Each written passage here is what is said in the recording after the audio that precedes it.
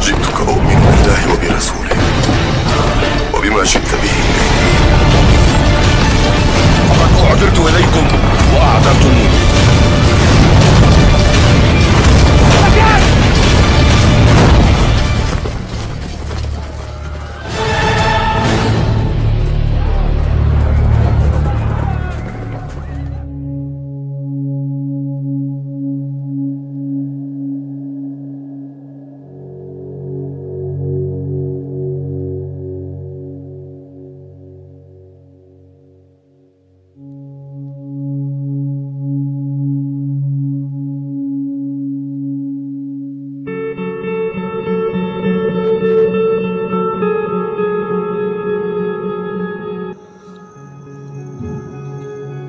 Jadi Allah menyebut hari kiamat itu dengan yauman thaqila, hari yang berat.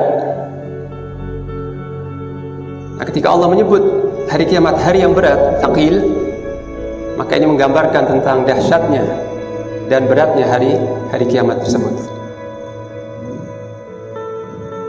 Kemudian juga Allah Ta'ala menggambarkan dalam ayat yang lain, yauma yafirrul mar'u min akhihi wa ummihi wa abihi wa sahibatihi wa banihi likulli imri'in minhum yawma idzin sya'nu yughnih.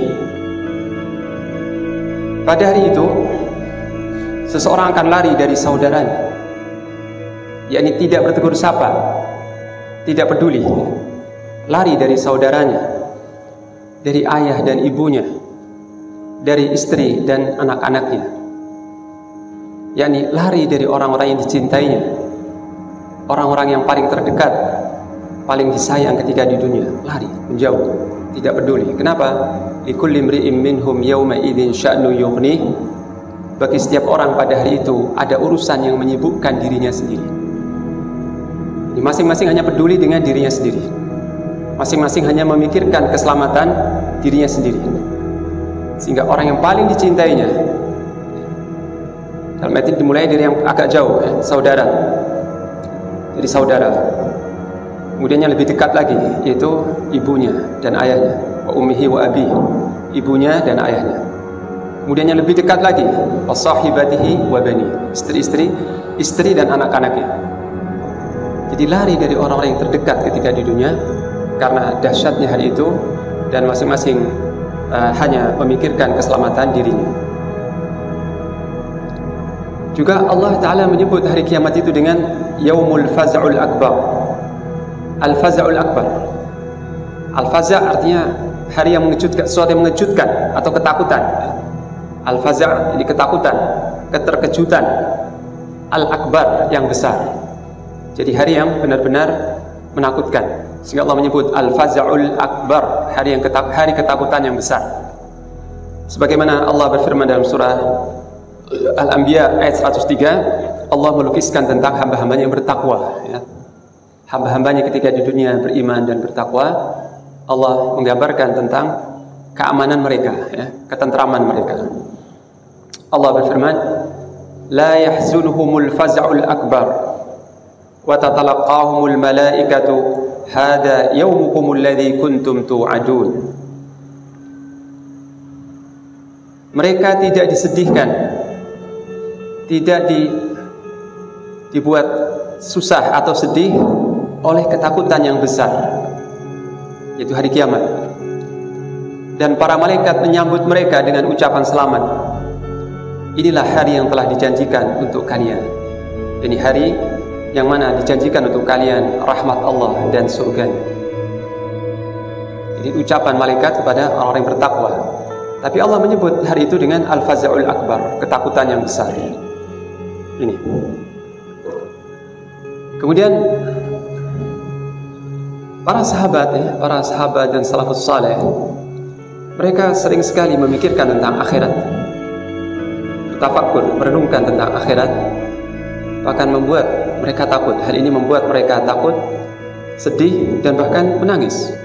Tidak sedikit yang meneteskan air mata atau menangis karena takut, karena khawatir akan dahsyatnya hari kiamat tersebut. dan juga akan nasib mereka nanti di akhirat. Apakah nanti dia menerima kitab catatan dengan tangan kanan atau dengan tangan kiri? Apakah nanti dia selamat ketika melintasi jembatan di atas neraka jahanam, yaitu sirat? Dan apakah nanti ketika ditimbang itu lebih berat hasanat, lebih berat kebaikannya atau keburukannya? Jadi kekhawatiran ini membuat sebagian salafus saleh, sebagian sahabat sedih, ya? Sedih dan larut dalam kekhawatiran ini. Hal ini sebagaimana sebuah hadis yang diriwayatkan oleh Abu Dawud, dan hadis ini dikatakan jayyid oleh Al-Hafidz Al-Iraqi, bahwa ibunda kita Aisyah radhiyallahu anha pernah mengingat neraka. Ketika dia mengingat neraka, dia menangis. Aisyah radhiyallahu anha. Sehingga Nabi bertanya, "Ma yubkiki? Ma yubkiki?" Apa yang membuatmu menangis, wahai Aisyah? Aisyah berkata, "Dzakartun nar fabakait. Fahal tadhkuruna ahlikum yaumal qiyamah?" Aku mengingat neraka sehingga aku menangis. Apakah engkau masih akan mengingat keluargamu kelak pada hari kiamat, wahai Rasulullah? Jadi Aisyah bertanya kepada Nabi, apakah engkau nanti pada hari kiamat masih ingat akan istri-istrimu? Masih ingat akan keluargamu? Maka beliau menjawab, "Amma fi thalathati mawatin fala yadhkuru ahadun ahada." Adapun pada tiga tempat tidak ada seorang pun yang mengingat orang lain. Tidak ada seorang yang berpikir atau mengingat tentang orang lain. Yaitu pertama, indal mizan, di sisi al-mizan, timbangan amal. Timbangan amal nanti ketika amal-amal ditimbang. Tidak ada seorang yang ingat orang lain hatta ya'lam ayakhifu mizanuhu am yathqul. Sampai dia tahu apakah mizannya, timbangannya itu lebih berat atau lebih ringan. Jadi sebelum seorang itu tahu hasil dari penimbangan amal, maka dia tidak ingat orang lain. Kemudian yang kedua adalah wa indal kitab hatta ya'lam aina yaqa kitabuhu afi yaminih am fi shimalih am wara'a dhahri am min wara'i dhahri. Ketika dibagikannya kitab-kitab amalan, kitab-kitab catatan amal, sehingga dia tahu apakah kitab itu diterima di tangan kanan atau di tangan kiri atau dari balik punggungnya. Dan yang ketiga adalah indas sirat idza wudi'a baina dhahrai jahannam, di sisi sirat jembatan, ya, jembatan ketika sudah diletakkan di atas neraka jahanam dan manusia disuruh untuk melintasinya, maka tidak ada seseorang yang ingat akan orang lain. Hadis riwayat Abu Dawud.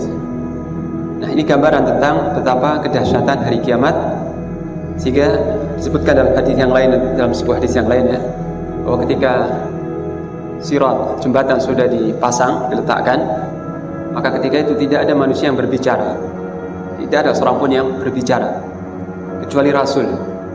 Hanya para Rasul yang berbicara, dan perkataan Rasul ketika itu hanya doa, Allahumma sallim sallim, Allahumma sallim, Allahumma sallim.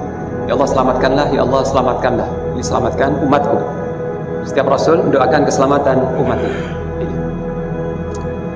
Nah, jamaah sekalian yang dirahmati Allah, pada hari yang sangat menakutkan, yang penuh diliputi dengan kekhawatiran, kepanikan dan sebagainya, ini sebagai gambaran tentang dahsyatnya hari kiamat, bahwa matahari didekatkan 1 mil di atas kepala, 1 mil di atas kepala manusia, dan neraka jahanam sudah didekatkan.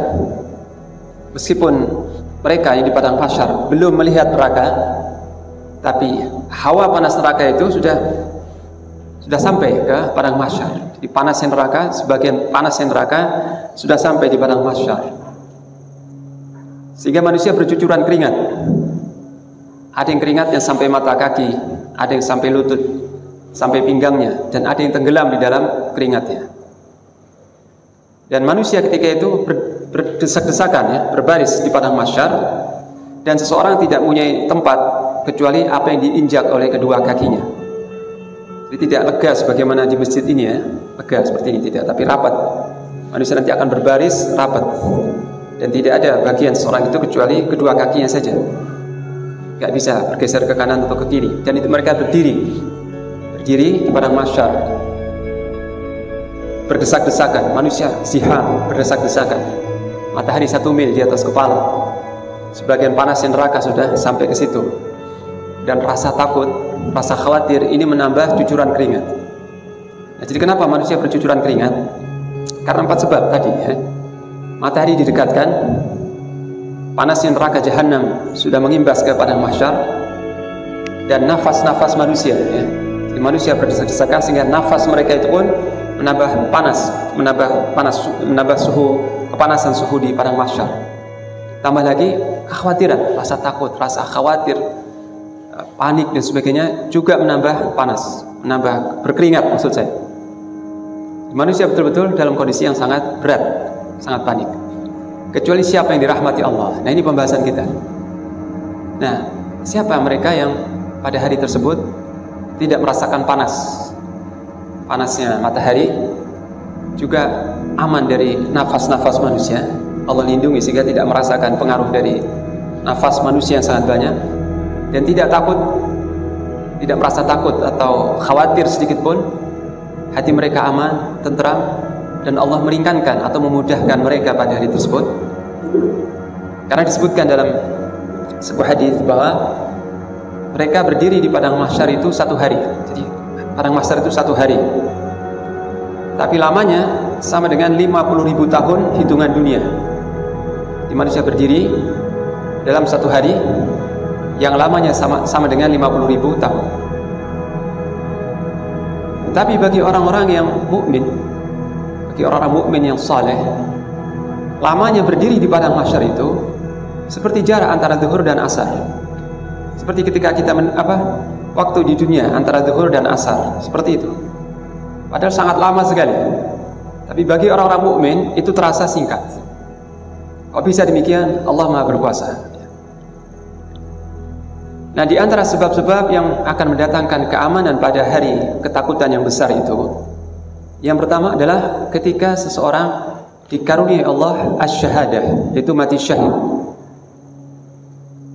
Rasulullah bersabda dalam sebuah hadisnya, riwayat At-Tirmidzi dan hadis ini sahih, "Lisyahid indallahi 6 khisal." Bagi orang yang mati syahid, di sisi Allah dia akan mendapat 6 perkara, 6 keutamaan. Yang pertama adalah diampuni seluruh dosa-dosanya pada awal tetesan darah pertamanya menyentuh bumi. Semua dosa-dosanya diampuni, dikecualikan hutang ya, disebut dalam hadis yang lain.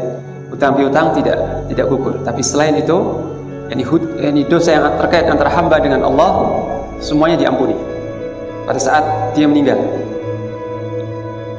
Kemudian wa yara maq'adahu minal jannah. Dia melihat tempat tinggalnya di surga. Melihat tempat tinggalnya di surga. Wa yujaru min adzabil qabr, dan dia dilindungi dari azab kubur. Aman dari azab kubur. Wa ya'manu minal faza'il akbar.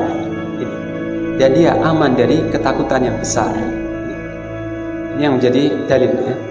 Wa ya'man minal faza'il akbar, dan dia merasa aman pada hari ketakutan yang besar. Ini pada hari kiamat dia tidak takut, tidak gelisah, dan aman. Dan diletakkan di atas kepalanya mahkota al-waqar, kewibawaan, mahkota kehormatan, kewibawaan. Dan dia dinikahkan dengan 72 bidadari, dan dia akan memberikan syafaat kepada 70 di antara keluarga besarnya. Diizinkan Allah untuk memberikan syafaat kepada 70 di antara keluarganya. Hadis sahih.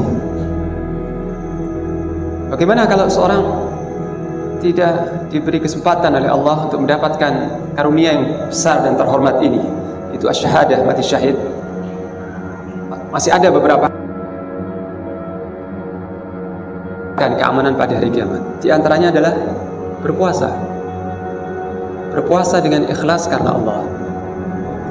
Sebab dalam sebuah hadis yang sahih Nabi bersabda, "Ma min 'abdin yasumu yawman fi sabilillah illa ba'ada Allah bidzalikal yawm wajhahu minan nar 70 kharifan." Tidak ada seorang hamba yang berpuasa satu hari fi sabilillah, di jalan Allah, melainkan Allah akan jauhkan wajahnya dari neraka dengan puasa satu hari itu sejauh 70 tahun perjalanan. Berpuasa satu hari di jalan Allah. Apa yang dimaksud berpuasa di jalan Allah fisabilillah? Ada dua pendapat di kalangan para ulama. Yang pertama berpendapat, yakni seorang itu berpuasa dalam keadaan berjihad. Berpuasa dalam keadaan berjihad fisabilillah. Pendapat yang kedua katakan, yakni seorang yang berpuasa karena Allah. Jadi fisabilillah artinya di jalan Allah, di sini artinya karena Allah, ikhlas karena Allah. Siapa yang berpuasa ikhlas karena Allah, maka dia mendapat keutamaan ini. Dan pendapat yang kedua lebih kuat. Jadi yang dimaksud berpuasa di jalan Allah adalah berpuasa karena Allah. Itu. Siapa yang berpuasa ikhlas karena Allah, dijauhkan antara dia, wajahnya antara dia dengan neraka sejauh 70 tahun perjalanan. Itu satu hari. Jika dia berpuasa 2 hari, 3 hari, maka semakin jauh dia dari jahanam, dari neraka jahanam. Dan puasa ini umum, baik puasa wajib maupun puasa sunnah. Di setiap puasa yang karena Allah dan diterima oleh Allah, maka itu semakin membuat seorang itu jauh dari neraka. Dan keamanan ini, keamanan di hari kiamat, itu khusus bagi orang-orang yang bertauhid. Khusus untuk ahlu tauhid, mereka yang mengesahkan Allah. Bukan bagi orang-orang yang musyrik. Orang-orang yang meninggal dalam keadaan syirik, dia tidak akan mendapat keamanan sedikit pun. Hal ini sebagaimana firman Allah dalam surat Al-An'am ayat yang ke-82. Alladzina amanu wa lam yalbisu imanahum bidzulmin ulaika lahumul amnu wa hum muhtadun. Orang-orang yang beriman dan tidak mencampuri imannya dengan kezaliman, maka bagi mereka keamanan, dan merekalah orang-orang yang mendapat hidayah. Keamanan di sini artinya di akhirat. Dapat mendapat hidayah itu di dunia. Ini jaminan Allah bagi orang-orang yang alladzina amanu, beriman dan tidak mencemari atau mencampuri keimanannya dengan kezaliman. Apa yang maksud kezaliman? Ketika turun ayat ini, para sahabat bertanya kepada Rasulullah SAW, "Wahai Rasulullah, siapakah di antara kita yang tidak menzalimi dirinya sendiri?" Jadi mereka memahami kezalimannya adalah maksiat. Maksiat apapun kezaliman terhadap diri sendiri. Ya. Ketika para sahabat bertanya, "Wahai Rasulullah, siapa di antara kita yang tidak pernah berbuat zalim, ini tidak pernah menzalimi dirinya sendiri dengan maksiat?" Maka Nabi menjawab bahwa yang dimaksud kezaliman di sini adalah asyirik, kesyirikan. Ya. Jadi seorang mukmin yang tidak tercampuri imannya atau tauhidnya dengan kesyirikan, maka Allah menjamin dua hal, itu keamanan di akhirat dan hidayah di dunia. Ini. Juga secara umum, orang yang akan mendapat keamanan di akhirat itu adalah orang-orang yang ketika di dunia merasa takut. Ketika di dunia dia takut kepada Allah, takut berbuat maksiat, takut meninggalkan perintah Allah. Maka sebagai balasan dari rasa takutnya di dunia, Allah memberikan keamanan di akhirat. Sebagaimana dalam sebuah hadis qudsi, ya, Allah berfirman dalam sebuah hadis qudsinya, "Wa izzati wa jalali la ajma'u li 'abdi amnaini wala khaufain." Demi keagunganku dan kemuliaanku, ya, demi keagunganku dan kemuliaanku, kata Allah, aku tidak akan menghimpun bagi seseorang hamba, aku tidak akan menghimpun bagi seorang hambaku dua keamanan dan dua ketakutan. Fa in aminani fid dunya akhaftuhu yauma ajma'u fihi ibadi. Jika dia merasa aman kepadaku ketika di dunia dia merasa aman, maka aku akan buat dia ketakutan. Aku akan buat dia ketakutan pada hari aku mengumpulkan seluruh hamba-hambaku. Tapi fa in khafani fid dunya amantuhu yauma ajma'u fihi ibadi. Apabila dia merasa takut kepadaku ketika di dunia, maka aku berikan dia keamanan pada hari mana aku mengumpulkan seluruh hamba-hambaku. Ini ya. Jadi siapa yang ketika di dunia dia merasa aman dari azab Allah, merasa aman, tidak takut pada Allah, maka nanti di hari kiamat dia ketakutan. Dan siapa yang di dunia takut kepada Allah, maka di akhirat dia akan aman ya. Jadi Allah tidak akan mengumpulkan bagi seseorang dua rasa aman dan juga dua rasa takut, tidak akan dipadukan ya. Jika merasa aman di dunia, akan ketakutan di akhirat. Jika di dunia takut kepada Allah, di akhirat diberikan keamanan. Ini, jadi ini 4 sebab yang menyebabkan seorang itu akan mendapat keamanan pada hari kiamat. Nah, di samping itu, nanti ketika melintasi sirat, ketika hendak melintasi jembatan atau sirat di atas neraka jahanam, di situ manusia dalam kegelapan. Ketika hendak melintasi sirat, tidak ada matahari, tidak ada setitik pun cahaya matahari, tidak ada cahaya sama sekali. Jadi betul-betul dalam kegelapan yang pekat. Dan api neraka sendiri hitam. Api neraka hitam kelam. Jadi suasana di sekitar sirat itu betul-betul kegelapan, zulumat, kegelapan yang pekat sekali, kelam. Sehingga manusia membutuhkan cahaya untuk dapat melintasi sirat atau jembatan itu ya. Tidak ada yang dapat melintasinya kecuali orang-orang yang Allah beri cahaya. Dan orang-orang mukmin nanti, orang-orang yang beriman, akan Allah beri cahaya dengan kadar yang berbeda-beda sesuai dengan amalnya ketika di dunia. Ada yang cahayanya sebesar gunung, Allah berikan baginya cahaya yang sebagaimana gunung ya. Ada yang cahayanya sebagaimana pohon korma, ada yang cahayanya menerangi sekujur tubuhnya, dan terus sampai ada yang cahayanya hanya sebesar ibu jarinya saja. Allah berikan cahaya sebesar ibu jari kakinya, yang itu pun kadang menyala, kadang redup. Tapi dengan itu dia bisa melihat sirat. Di manusia nanti akan diberikan cahaya sesuai dengan kadar amal salehnya. Ini. Nah, apa saja yang amal-amal, hal-hal yang dapat mendatangkan cahaya ya. Dari mana cahaya itu? Cahaya yang Allah berikan kepada hamba yang mukmin itu dengan sebab apa? Nah, ini juga hendak kita bahas insyaallah ya. Yang pertama, cahaya yang pertama itu didapatkan dengan memperbanyak langkah menuju ke masjid. Banyak melangkah menuju ke masjid. Hal ini sebagaimana sabda Rasulullah SAW dalam hadis riwayat Abu Dawud. Beliau bersabda, "Basyiril masya'ina fi dhulam ila al-masajid bin nurit tam yaumal qiyamah." Sampaikanlah kabar gembira, berikanlah kabar gembira bagi mereka yang berjalan pada waktu gelap menuju masjid, berjalan di kegelapan malam ya. Ini salat Isya dan salat subuh. Berikan kabar gembira bagi mereka dengan cahaya yang sempurna pada hari kiamat. Di mereka yang banyak melangkahkan ke masjid, khususnya di waktu malam, itu di waktu Isya dan subuh, di waktu yang gelap. Lalu bagaimana kalau sekarang di kota jalan-jalan sudah dikasih cahaya, dikasih lampu-lampu dan terang? Tetap fadilah atau keutamaan itu akan didapat karena itu waktu yang gelap. Meskipun diberi cahaya, tapi itu waktu yang dimaksud dalam hadis ini. Orang yang berjalan di waktu yang gelap, itu waktu salat Isya dan subuh ya. Nabi memberikan kabar gembira dengan cahaya yang sempurna, bukan sekedar cahaya, tapi cahaya yang sempurna. Dan sebagian ulama menerangkan maksud cahaya yang sempurna, ini menerangi sekujur tubuhnya. Cahaya yang sempurna itu artinya menyinari atau terang di sekitar seluruh tubuhnya. Ini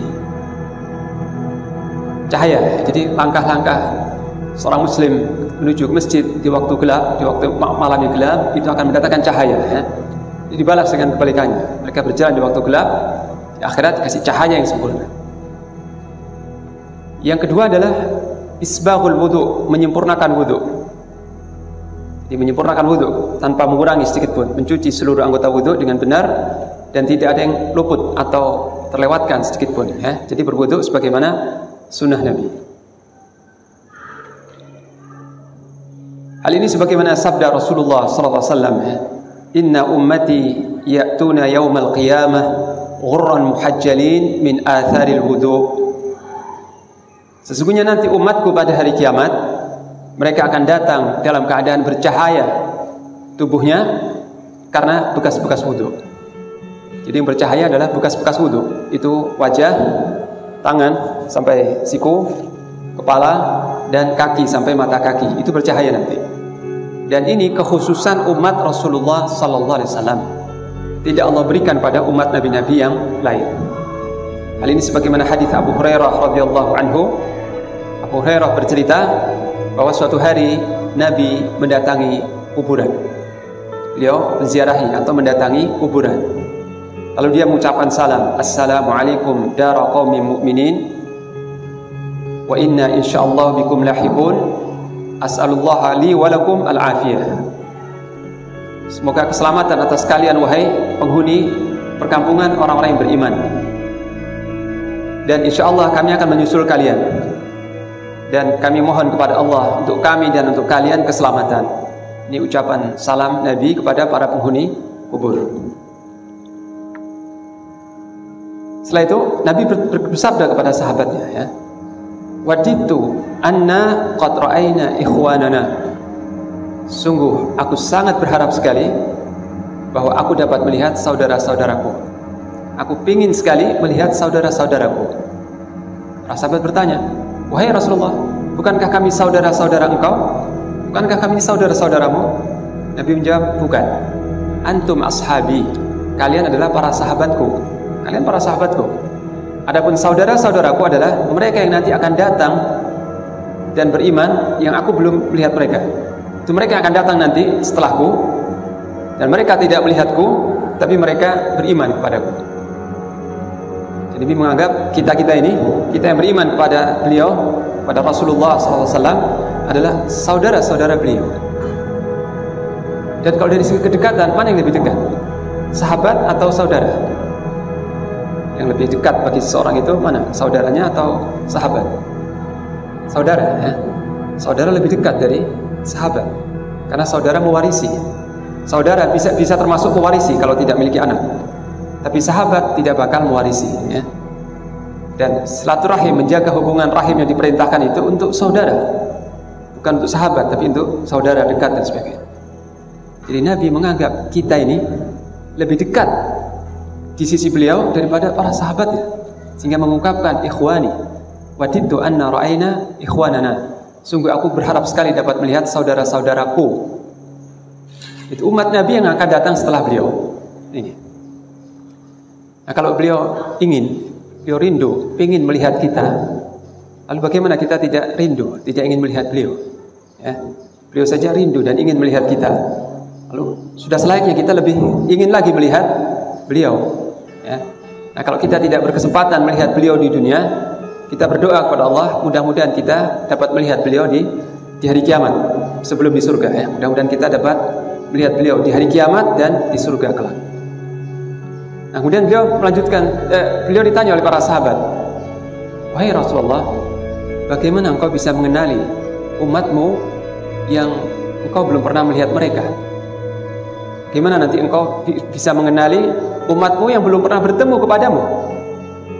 Maka Nabi bertanya kepada mereka, kepada para sahabat, bagaimana pendapat kalian kalau salah seorang kalian ini punya kuda yang rambutnya di leher itu putih, ya? Jadi kuda mungkin warna basicnya, warna dasarnya coklat atau yang lain, tapi rambut yang di lehernya itu putih. Ubun-ubunnya dari ubun-ubun sampai itu putih rambutnya itu. Kemudian keempat kakinya dari telapak kaki sampai lutut itu putih. Dan kuda yang seperti ini bagus, ya, tapi langka. Kuda yang bagus, ya. Jadi kaki-kakinya dari ujung kaki sampai lutut berwarna putih. Sampai lutut saja, empat-empatnya putih. Kemudian leher yang rambutnya di lehernya putih, ubun-ubun sampai rambutnya di leher putih. Selain itu mungkin coklat atau hitam atau yang lain. Nah, kuda yang seperti ini unik, ya, dan menarik, indah. Nah, Nabi bertanya, kalau salah seorang di antara kalian punya kuda yang seperti itu, di antara sekumpulan kuda-kuda yang hitam legam, ada sekumpulan kuda-kuda yang semuanya warna hitam legam. Nah, kudanya dia itu warnanya ada putih-putih tadi di kakinya dan di leher. Apakah dia bisa mengenali kudanya yang berwarna putih itu? Kata para sahabat, tentu, dengan mudah ya, tentu. Ya. Maka Nabi bersabda, seperti itulah nanti aku mengenali umatku di hari kiamat. Mereka akan datang di hari kiamat dengan wajahnya putih bercahaya karena sebab wudu. Jadi anggota wudu itu akan bercahaya nanti. Dan ini tidak dimiliki oleh umat lain, meskipun umat lain diperintahkan berwudu. Bukan berarti umat yang lain nggak diperintahkan berwudu, bersuci, mereka diperintahkan.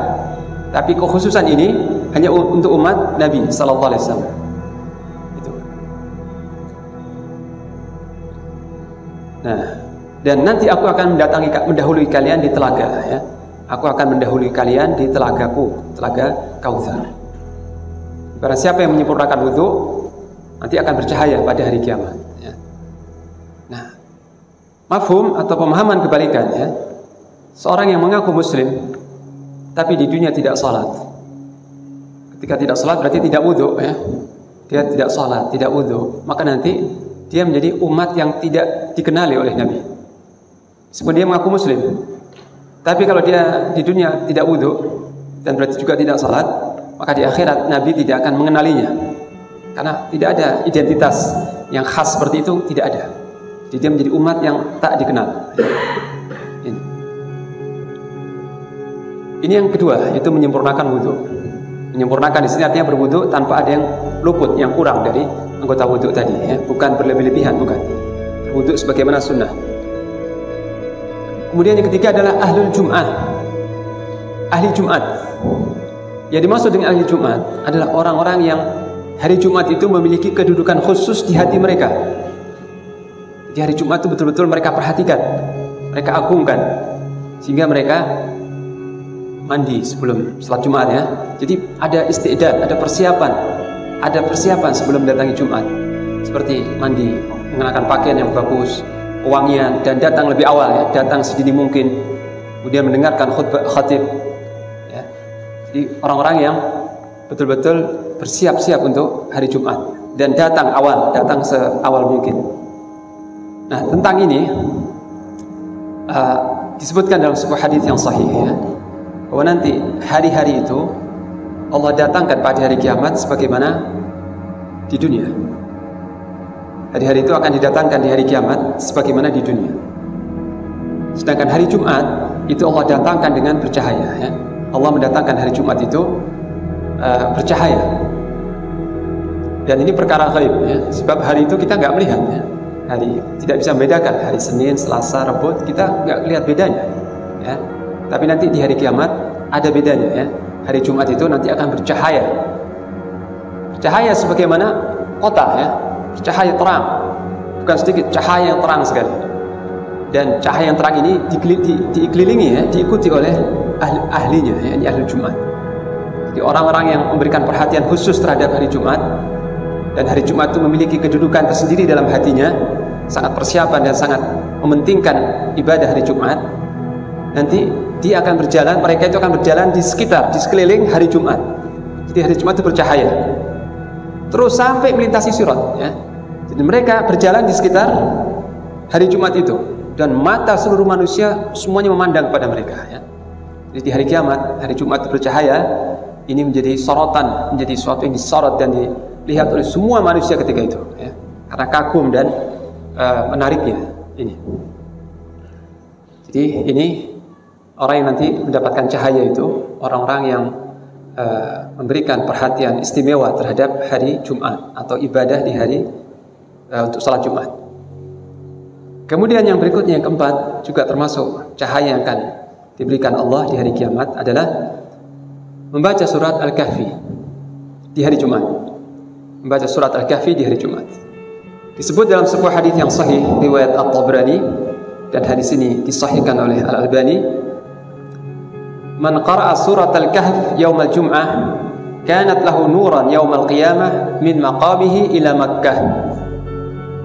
Barang siapa yang membaca surat Al-Kahfi pada hari Jumat, maka nanti akan ada cahaya baginya. Kanat lahu nuran yaumal qiyamah. Surat Al-Kahfi ini menjadi cahaya baginya pada hari kiamat, sejak dari tempatnya tinggal sampai kota Makkah. Min maqamihi ila Makkah. Dari tempat tinggalnya sampai ke kota suci Makkah. Semakin jauh dari Makkah, semakin jauh cahayanya, ya. Semakin panjang cahayanya. Allah akan berikan cahaya pada hari kiamat sejauh dari tempat tinggalnya sampai kota Mekah. Ini. Sedangkan dalam hadis yang lain, riwayat Al-Hakim, dan hadis ini juga sahih, barang siapa yang membaca surat Al-Kahfi pada hari Jumat, maka akan menyinari baginya cahaya antara dua Jumat. Akan menyinari baginya cahaya antara dua Jumat. Hadis riwayat Al-Hakim. Baca surat Al-Kahfi, ini yang keempat. Kemudian yang kelima adalah uban, sehelai uban, setiap uban yang tumbuh dalam keadaan Islam, ya. Seorang muslim yang rambutnya beruban dan dia beruban dalam keadaan muslim, dalam keadaan menjaga perintah Allah, ya, dalam keadaan salat, dalam keadaan taat kepada Allah, maka setiap helai uban itu akan menjadi cahaya pada hari kiamat. Sebagaimana sabda Rasulullah SAW, "Man syaba syaibatan fil Islam, kanat lahu nuran yaumal qiyamah." Barang siapa yang beruban, ya, satu uban saja di dalam Islam, maka itu akan menjadi cahaya pada hari kiamat, menjadi cahaya baginya pada hari kiamat. Hadis riwayat Abu Dawud, dan hadis ini disahihkan oleh Al-Albani. Nah, ada dalam hadis yang lain Nabi bersabda, "La tantifu asyib." Ya. Janganlah kalian mencabut bulu uban. Berarti hukumnya haram, dilarang sama Nabi, hukumnya haram. Jangan kalian mencabut bulu uban. Karena nanti uban itu akan menjadi cahaya pada hari kiamat. Dan seorang sahabat bertanya, "Wahai Rasulullah, ada di antara kami yang mencabut ubannya?" Sebelum tahu, ya, ada di antara kami yang mencabuti ubannya, uban di rambutnya, di kepala. Maka Nabi bersabda, barang siapa di antara kalian yang ingin menghilangkan cahayanya, silahkan. Ini bukan pemberian izin, tapi menjelaskan tentang akibatnya, ya. Jadi kalau kalian ingin menghilangkan cahaya dari kalian sendiri, silahkan. Itu maksudnya. Ini bukan izin, ya, bukan. Dan juga Nabi melarang umatnya untuk menyemir rambutnya dengan warna hitam, baik laki-laki atau perempuan. Tidak boleh menyemir rambut, tidak boleh menyemir rambut atau uban dengan warna hitam. Tapi boleh dengan selain warna hitam. Boleh menyemir dengan selain warna hitam. Dan kalau uban itu disemir dengan selain warna hitam, fadilah ini tidak akan hilang, keutamaan ini tidak akan hilang. Tapi kalau disemir dengan warna hitam, hilang, ya. Ini. Jadi sayang, ya, kalau seorang itu mencabut ubannya atau menyemir dengan warna hitam. Justru uban itu, semakin banyak uban di kepala, semakin bercahaya, semakin terang cahayanya di hari kiamat. Ini dengan catatan dia beruban fil Islam, dalam keadaan Islam. Jadi dalam keadaan dia berislam, dalam keadaan taat, dalam keadaan, ya, seperti itu. Dan ini anugerah Allah, ya, karena ketaatannya. Sebenarnya bukan karena ubannya, tapi karena dia ketaatan. Dia jadi melewati umur yang dilewati di dalam Islam, yang sebagai efek dari umur yang dilewati itu tumbuhnya uban-uban di rambut kepala. Nah, Allah memberikan pahala, ya, karena dia melewati umurnya di dalam Islam, maka setiap uban yang tumbuh akan menjadi cahaya pada hari kiamat ini.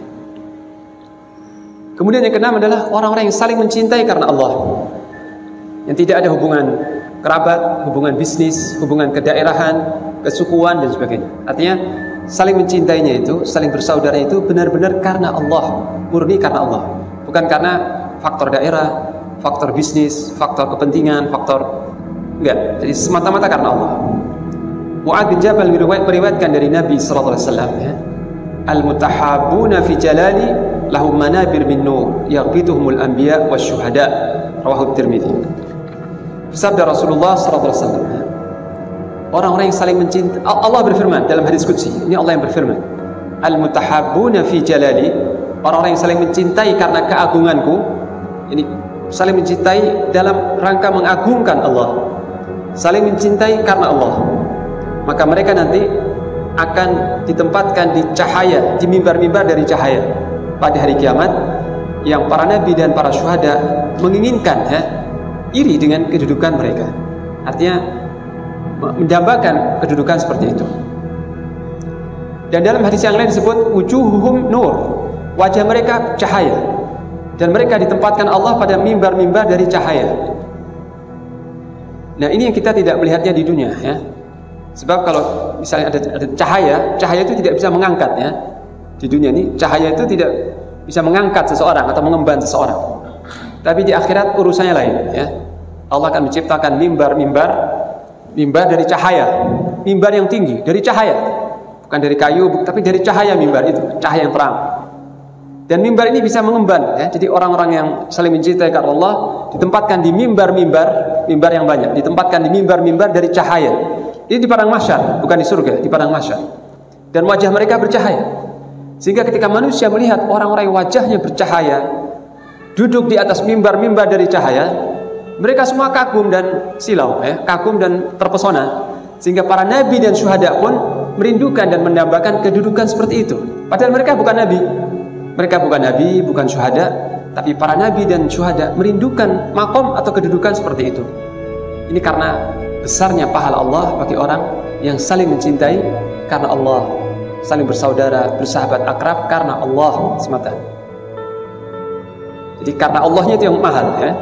Kalau saling mencintai, saling akur itu banyak terjadi karena hobi, karena aktivitas, karena kepentingan banyak. Tapi ini yang bukan karena itu, karena Allah. Nah, ini yang mahalnya karena Allah itu, ya. Ini akan dibalas oleh Allah dengan kedudukan yang tinggi seperti itu. Nah, ini cahaya yang dibutuhkan untuk melintasi sirat, jembatan. Di samping itu, manusia juga butuh naungan, ya. Butuh naungan. Karena tadi matahari didekatkan 1 mil di atas kepala, maka manusia bercucuran keringat kecuali siapa yang mendapat naungan Allah Ta'ala. Nah, di antara mereka yang akan mendapat naungan pada hari kiamat ada 7 golongan, dan tidak terbatas 7 golongan ini saja, ya. Tapi di antaranya adalah 7 golongan yang akan mendapat naungan pada hari kiamat. Siapa mereka itu? Disebutkan dalam hadis riwayat Abu Hurairah radhiyallahu anhu. Yang pertama adalah imamun adil, seorang pemimpin yang adil. Imam di sini pemimpin yang adil, yang menghukumi dengan petunjuk Allah, dengan hukum Allah. Ini. Kedua, syabun nasya'a fi ibadatillah, pemuda yang tumbuh dalam ibadah kepada Allah. Dia tumbuh besar dalam ketaatan kepada Allah, dalam ibadah kepada Allah, dan bukan bergelimang dalam maksiat. Yang ketiga, rajulun qalbuhu mu'allaqun bil masajid, seorang laki-laki yang hatinya terpaut dengan masjid.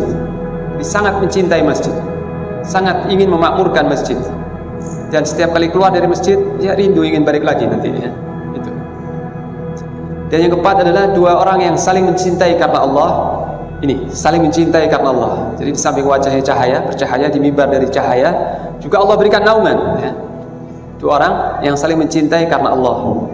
Keduanya bertemu karena Allah dan berpisah karena Allah. Berpisah karena Allah, ini dipisahkan oleh kematian. Mereka saling mencintai karena Allah dan berpisah karena Allah. Berpisah karena Allah, yakni mereka tidak dipisah, mereka tetap saling mencintai, saling akrab dan bersaudara sampai kematian menjemput salah seorang mereka itu, ya. Dan Al-Hafidz Ibnu Hajar berkata, 2 orang yang saling mencintai ini boleh jadi mereka bertemu ketika di dunia, boleh jadi tidak pernah ketemu, tidak mesti pernah ketemu, ya. Mungkin seorang mencintai saudaranya yang jauh di sana, ya, karena Allah, meskipun nggak pernah ketemu di dunia, tetap akan mendapat keutamaan ini. Kemudian yang kelima, seorang laki-laki yang dibujuk oleh seorang perempuan yang memiliki memiliki asal-usul nasab yang bagus dan kekayaan untuk berbuat sesuatu yang mesum, tapi dia berkata, inni akhafullah, aku takut kepada Allah.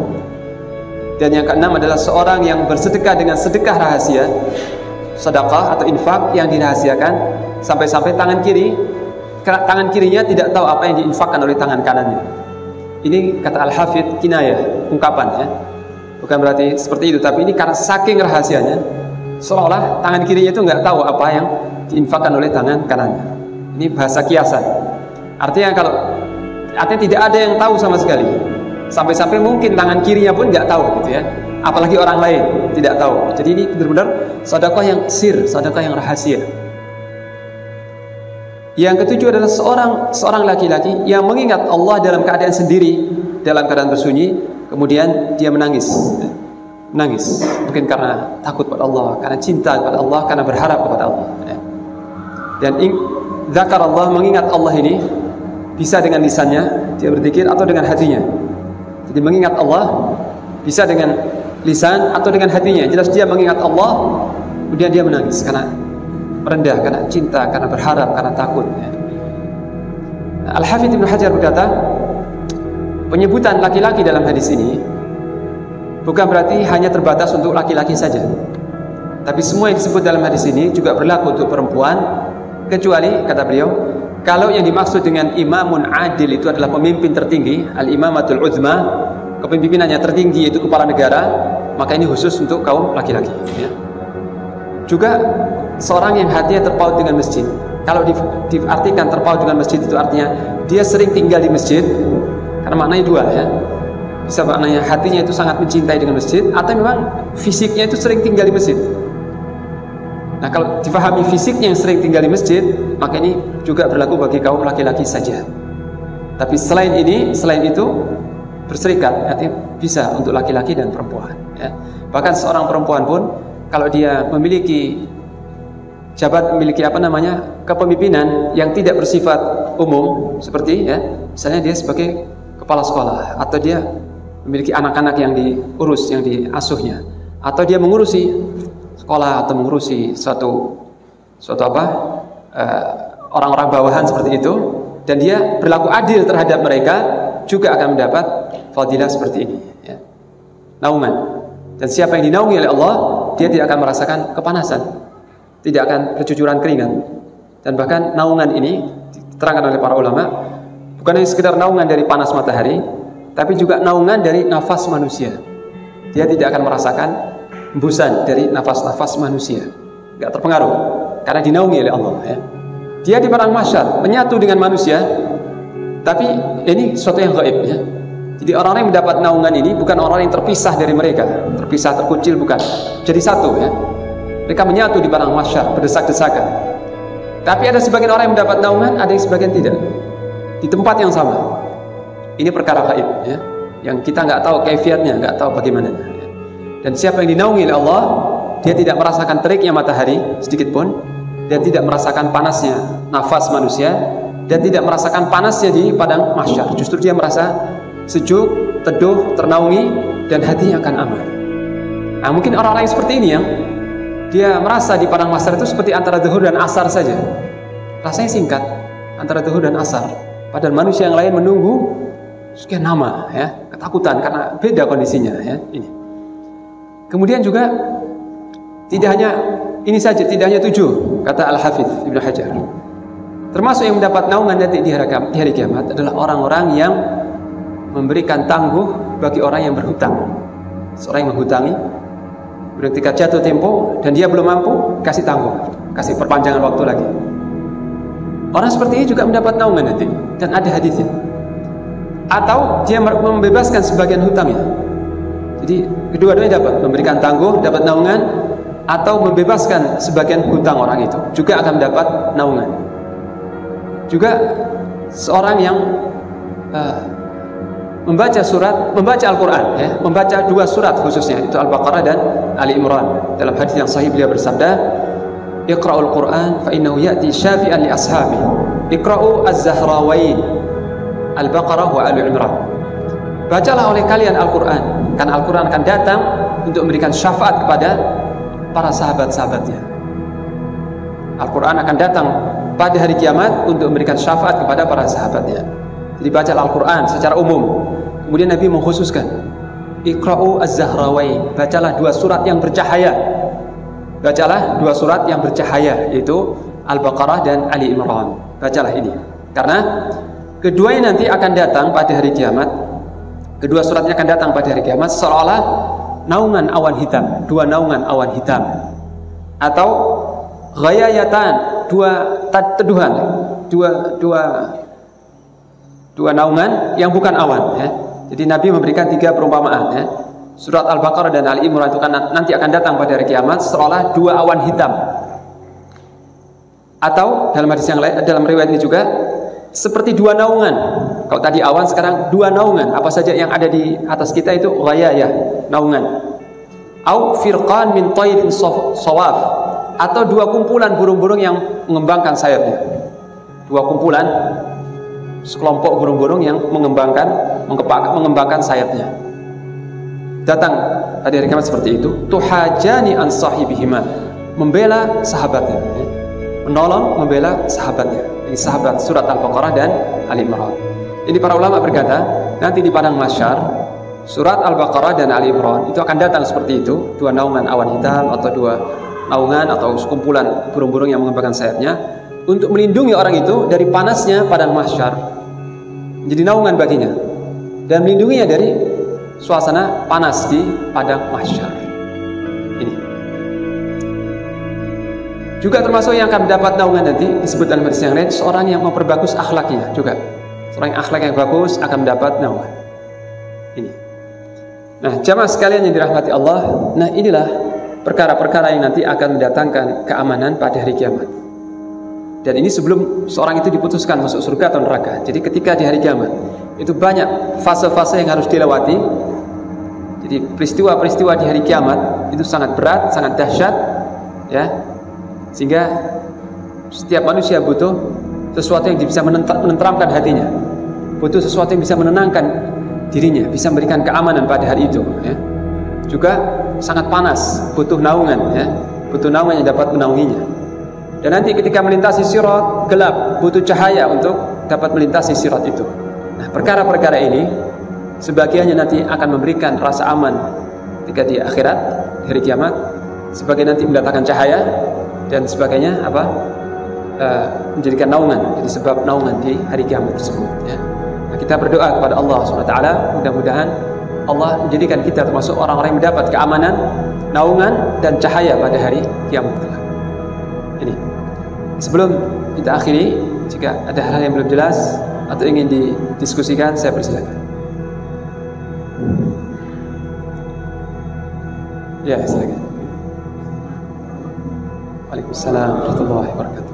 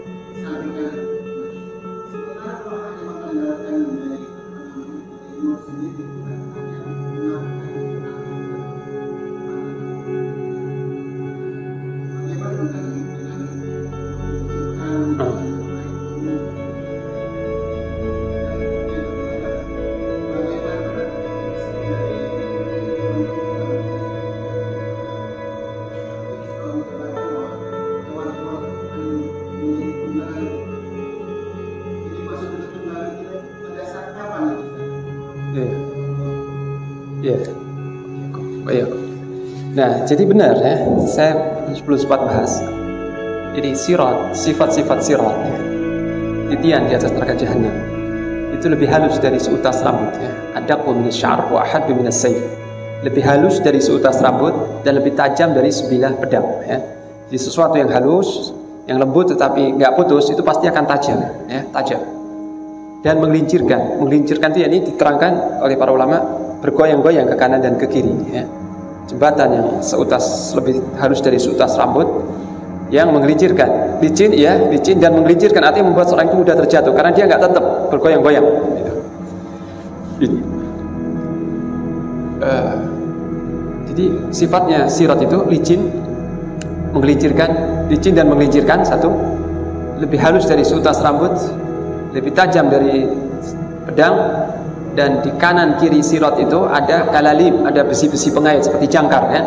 Ada besi-besi yang diperintahkan Allah untuk mengait siapa yang diperintahkan, seperti jangkar-jangkar, gitu, ya. Dan juga kawat-kawat berduri yang ujungnya bengkok, yang itu akan mengait orang yang diperintah. Jadi besi-besi jangkar-jangkar ini bergerak dengan perintah Allah. Siapa yang disambar oleh jangkar ini akan terlempar ke neraka jahanam. Tidak hanya itu, juga kata Al-Qurtubi, hati manusia ketika melintasi sirat diliputi ketakutan, ya. Karena dahsyat pokoknya. Ini hari yang paling dahsyat. Tetapi kecepatan manusia melintasi sirat, ya, itu tergantung amalnya. Jadi kalau kita bayangkan bagaimana bisa melintasi sirat yang seperti itu, jembatan yang seperti itu, sepertinya mustahil, ya. Tapi bagi orang yang banyak beramal saleh, Allah akan berikan kemudahan. Jadi mudah dan sulitnya melintasi sirat itu, cepat atau lambatnya, selamat atau gagalnya, itu tergantung amal-amalnya ketika di dunia. Ala qadri a'malihim, sesuai dengan kadar amal mereka. Di antara mereka ada yang melintasi sirat itu secepat kerdipan mata, kata Nabi. Jadi sekejap mata saja, padahal jauh, ya. Jadi jaraknya sirat ini, itu yang satu di ujung jahanam, yang satu di ujungnya lagi. Padahal neraka jahanam itu sangat luas sekali, ya. Neraka jahanam sangat luas sekali. Nah, jembatan itu sepanjang neraka jahanam. Jadi panjangnya berapa? Kita nggak bisa bayangkan, sudah. Panjang sekali, ya. Panjang sekali. Kita nggak tahu masalah gaib. Tapi bagi orang-orang yang bertakwa, yang ketika di dunia dia orang saleh yang bertakwa, dia akan melintasi sirat itu secepat kerdipan mata, cepat sekali. Dan ada juga yang melintasinya secepat kilat, seperti kilat. Dan ada yang seperti angin yang bertiup kencang, Ada yang seperti kuda yang berlari cepat, kuda pacu, ya, kuda pacuan yang berlari dengan cepat, seperti itu. Dia berjalannya atau melintasi sirat. Dan ada seperti burung, seperti kecepatan burung yang terbang. Ada yang seperti orang berlari, dan ada yang seperti berjalan. Bahkan nanti ada yang terseok-seok dan merangkak, hanya bisa merangkak. Dan tidak sedikit yang terjungkir ke neraka jahanam. Jadi kecepatannya, cepat dan lambatnya, mudah dan ringannya, itu ditentukan oleh amalnya ketika di dunia. Dan cahaya tadi juga berpengaruh. Jadi seorang yang Allah berikan cahaya yang besar, dia akan cepat nanti melintasinya. Jadi nanti berbanding lurus. Dan cahaya itu pun Allah berikan cahaya sesuai dengan kadar amalnya juga. Jadi Allah berikan cahaya yang berbeda-beda bagi manusia. Perbedaan itu sesuai dengan kadar amalnya ketika di dunia. Kecepatan ketika melintasi sirat sesuai dengan kadar amalnya ketika di dunia. Jadi berbanding lurus. Seorang yang di dunia dia seorang mukmin yang bertakwa kepada Allah, ya, maka nanti dia diberi cahaya yang besar dan melintasi sirat dengan cepat atas rahmat Allah, ya, dengan izin Allah Ta'ala. Jadi berbanding atau berbeda-beda sesuai dengan kadar amalnya, ya, itu. Ini. Dan ingat tadi kata Nabi SAW, nanti ketika di sisi sirat tidak ada manusia yang bicara, tidak ada satupun manusia yang bicara kecuali para rasul. Dan perkataan rasul pada hari itu hanya satu, yaitu Allahumma sallim, Allahumma sallim. Ya Allah selamatkanlah, ya Allah selamatkanlah umatku, maksudnya. Ini ujian yang paling berat, paling menentukan. Siapa yang tergelincir langsung masuk neraka jahanam. Yang selamat di ujung sirat itu sudah surga, ya. Gitu. Kita berdoa kepada Allah, mudah-mudahan nanti kita dimudahkan, diselamatkan Allah ketika melintasi sirat. Adapun tentang tunggangan, ya, bahwa hewan korban yang disembelih seorang muslim itu akan menjadi tunggangannya ketika melintasi sirat, saya belum pernah dengar, belum pernah baca, belum pernah dengar tentang ini. Dan tapi saya pernah dengar, ya, saya pernah dengar di khutbah, bukan di khutbah, ya, di ceramah-ceramah itu sebagian dai, sebagian mubalik menyampaikan seperti itu. Tapi di buku-buku yang saya baca tidak satupun saya dapati keterangan itu, ya. Dan saya menduga, wallahu alam, saya belum bisa pastikan, tapi wallahu alam, boleh jadi hadis-hadis tentang itu dhaif, ya. Mungkin itu termasuk hadis-hadis dhaif, ya. Jadi siapa yang menyembelih korban, nanti korbannya itu akan menjadi tunggangan ketika melintasi sirat, atau menjadi tunggangan ketika di padang mahsyar, ya. Ketika di padang mahsyar dia tidak berjalan, ya, tapi di atas hewan korbannya itu. Atau mungkin ketika melintasi sirat dia tidak berjalan di atas kaki, tapi dengan hewan korban yang disembelihnya ketika di dunia. Nah, saya belum pernah, terus terang, saya belum pernah mendapati hadis tentang itu. Saya belum pernah dengar, belum pernah dapati, ya. Dan mungkin ada tetapi dhaif. Wallahu a'lam. Allah yang lebih tahu, ya. Gitu. Ya. Baik, ada lagi? Mungkin cukup, ya? Sudah cukup. Nah, mudah-mudahan apa yang kita kaji di kesempatan kali ini bermanfaat dan Allah jadikan kita orang-orang yang dirahmati nanti ketika pada hari kiamat.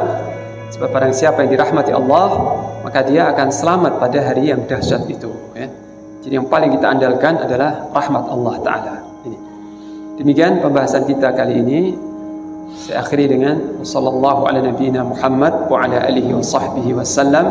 Subhanakallahumma wa bihamdik asyhadu an la ilaha illa anta astaghfiruka wa atubu ilaik. Assalamualaikum warahmatullahi wabarakatuh.